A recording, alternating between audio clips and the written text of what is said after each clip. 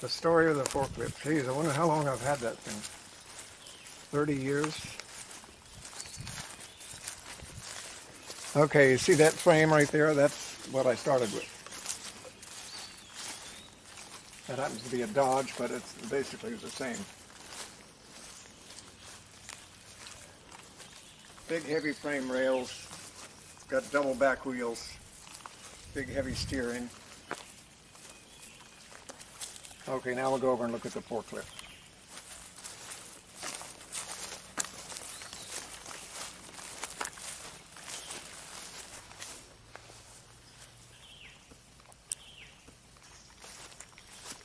Okay, you can see the big heavy frame and the big wheels and all the heavy steering stuff.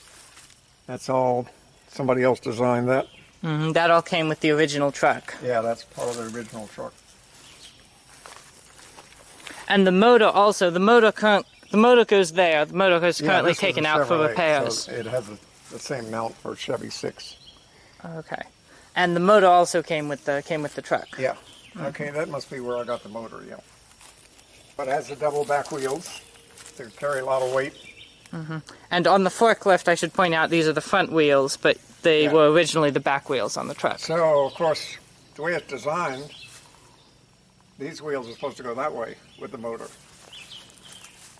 So I turned this is the rear end, the differential they call it. I turned it upside down so that now it drives that way. Okay. Oh, so is the whole frame upside down, or I just turned the whole thing upside down and welded it to the frame. And now it doesn't have any springs because you don't need springs on a forklift. Mm-hmm. And it's still, these are still the drive wheels. Yeah.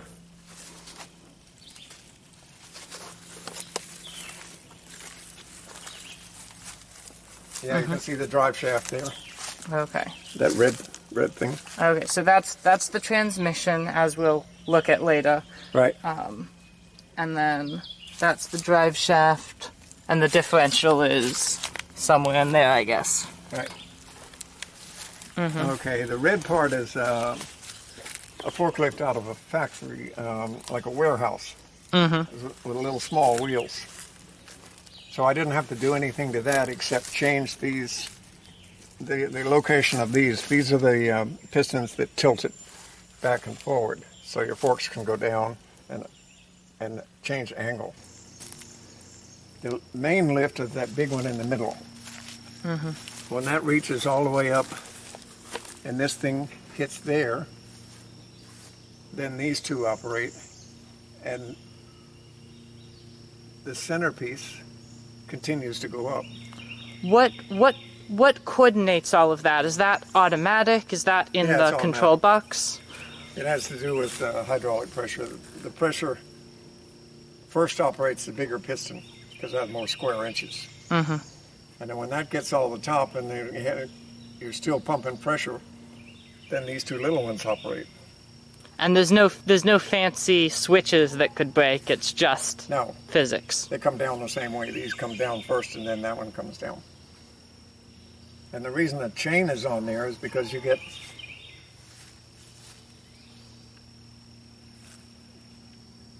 twice the lift.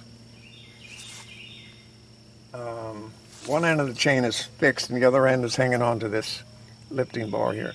So if this goes up a foot, the forks go up 2 feet. So that's the advantage. The only thing I didn't quite do right is I wanted ground clearance. So I welded the whole thing with space under the forks. And there are times when I want the forks to be down all the way flat on the ground and slide under something. Mm-hmm. So I have to figure out how to do that. And but what you can do is you can tilt the whole contraption forward until the forks are digging into the ground. Mm-hmm. But it won't slide under something with the forks angled down like that. That very seldom happens. So that's worked out really good. All I had to do was, like I said, change the tilt pistons. Original forklift, these are the plates. Used to be yellow, and that's part of the original forklift. And the steering box is part of the original forklift. And that shaft down there, which I can move a little bit, is how you steered the forklift. Only what I did was connect it to a piece of pipe, comes back here to this. This is the original steering for the truck, but I don't use it anymore. I use it as a pivot point. And a reverse direction too. So originally, the truck steering wheel would be right like here somewhere. Yeah. And it would have a shaft that comes down. That's where the shaft And the shaft would rotate like this? Right. Okay, and then this would turn into the So it's a very steering. convenient, already manufactured pivot point. I like to use somebody else's engineering.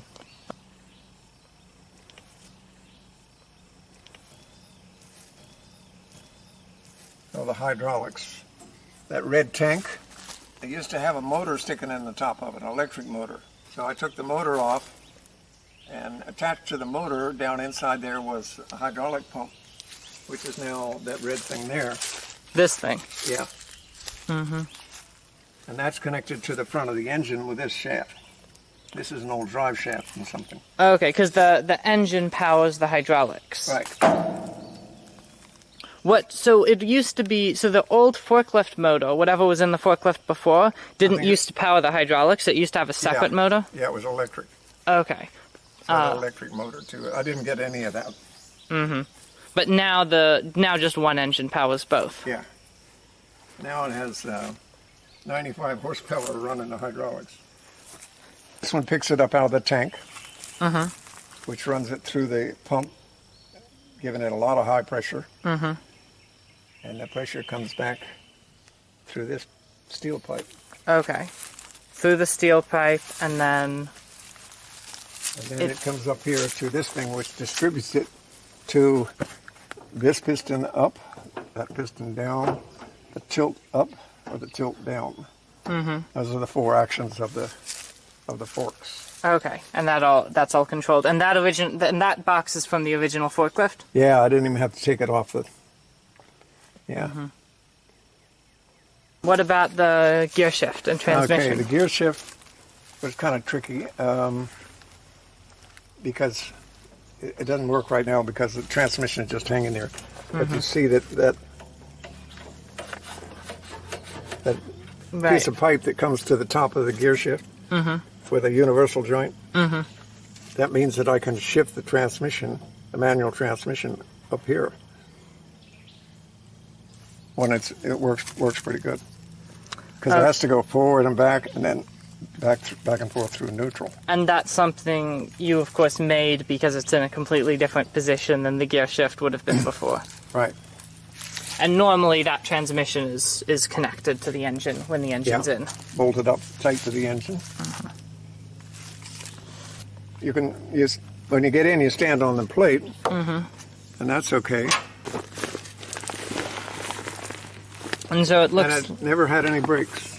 Never had any brakes. Still Never doesn't. had any brakes for 25 years. I've never had any brakes on this thing. I guess you can always just put the forks down if you really need to. Right.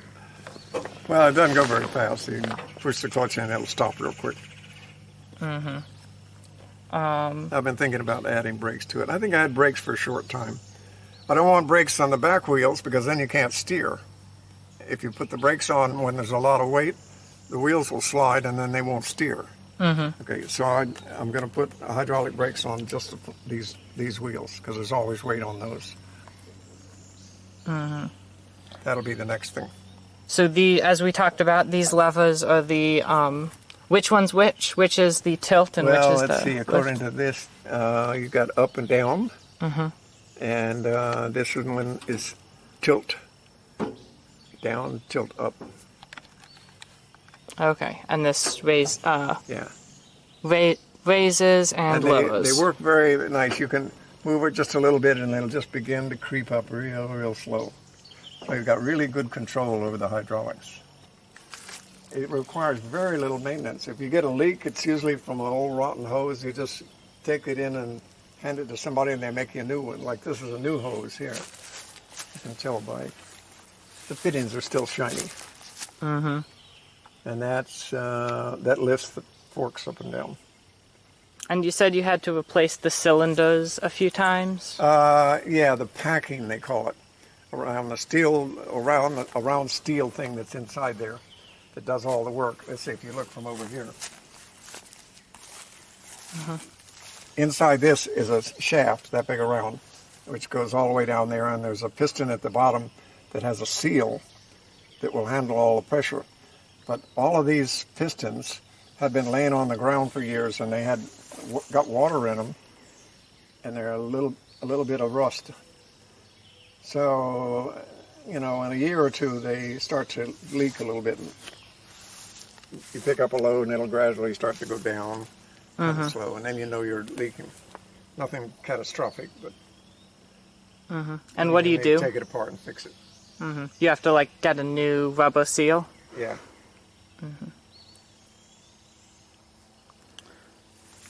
Now I've got, I found another plate like this. And my intention is to cut that plate and weld on here about that much of this and this, so the forks can slide out, and so you've got the forks really wide when you pick up something. And then now, when you pick up a log, you have to make sure you get it right at the balance point. Because some of the logs I pick up are 30 feet long. Actually, one of them was 40 feet long on my sawmill.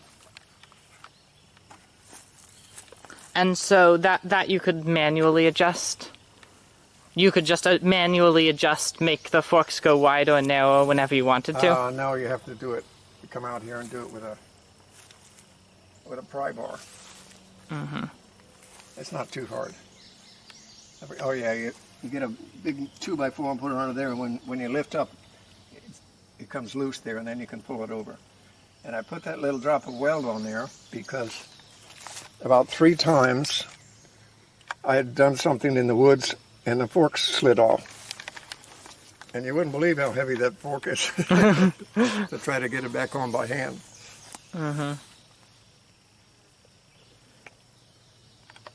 Okay. And you're currently working on the engine? Yeah. It's an old Chevrolet 6-cylinder. This is the engine. It was the first engine I ever worked on, was a Chevy 6 when I was 16. They're very simple, basic engines. Okay, these 2 holes right in here, I connect the hydraulic pump. So the engine runs the hydraulic pump. This is the head, and this is the block. And it has to contain all the pressure of the pistons firing. So it has a thick copper gasket. And for some reason or other, that blew in 2 places. So it was only running on 3 cylinders, I think.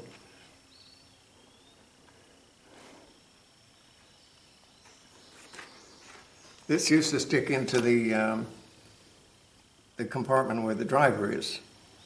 You had a gas pedal right here and the clutch and the brake here.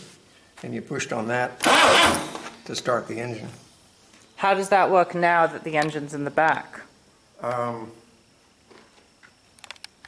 welded that on there, and I have a rod that connects to that. And it goes up there, and there's a little handle you pull. And it operates this mechanism. This is the starting motor, and that's an electric switch.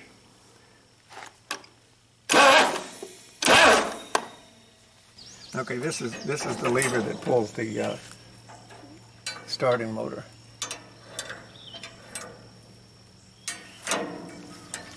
So you just reach down and pull that up and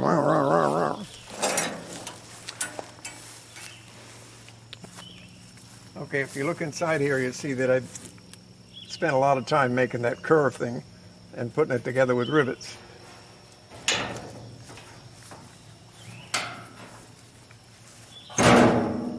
Because that's the shape of a lot of old cars. The hood of old cars. So I just for practice, I made the hood like that. Yeah, it steers in the rear wheels, which takes a little getting used to.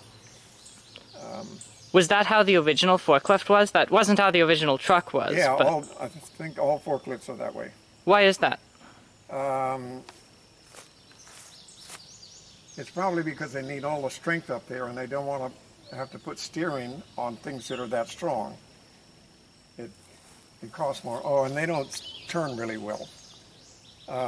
When you have forks on with rear wheel steering, you can come up to something like this, turn your back wheels, and go right around something that close and pick something up. Whereas if you have front wheel steering, you can't do that. You know, It works out better. And I left the springs on. I left on whatever I could,